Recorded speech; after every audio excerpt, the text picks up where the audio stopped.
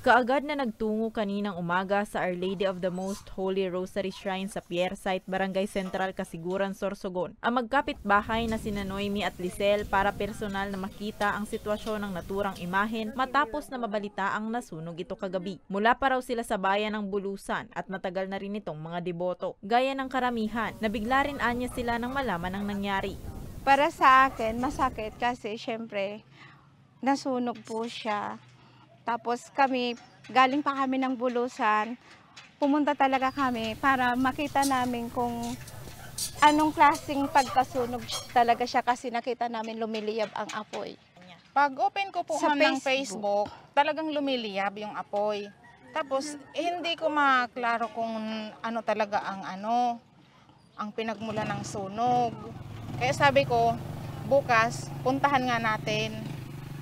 Tingnan natin Kaya kung ano nandito talaga kami ang ngayon. sitwasyon, sabi ko.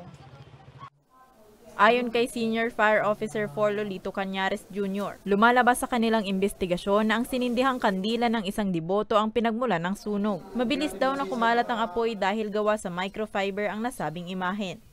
Dahil sa maulan-ulan yung panahon, nilapit niya ito doon sa mismong estatwa. So ang estatwa pala, ang composition niyan is microfiber. Tapos sa loob niyan, puro na siya mga styrofoam. So doon, dumikit po yung kandila doon sa estatwa mismo at doon na nag-umpisa. Mabutas yung microfiber. At siyempre, pag nabutas na yun, doon na uumpisa na yung apoy dahil very light material din yung mga styrofoam. Umabot sa ikaunang alarma ang sunog na kaagad namang naapula.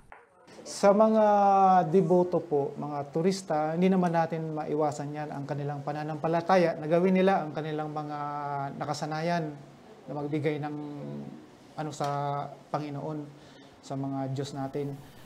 Yun lang, dapat doblehin po ang pag-iingat at siguraduhin na ang pagsisindi nila ng kandila at huwag mailapit doon sa isang bagay na madaling masunog.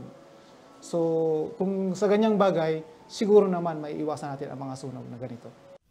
Sa ngayon, nagsisimula na ang konstruksyon sa nasabing imahen. Para sa mga balitang Tatak Bicol, Rose Bilista.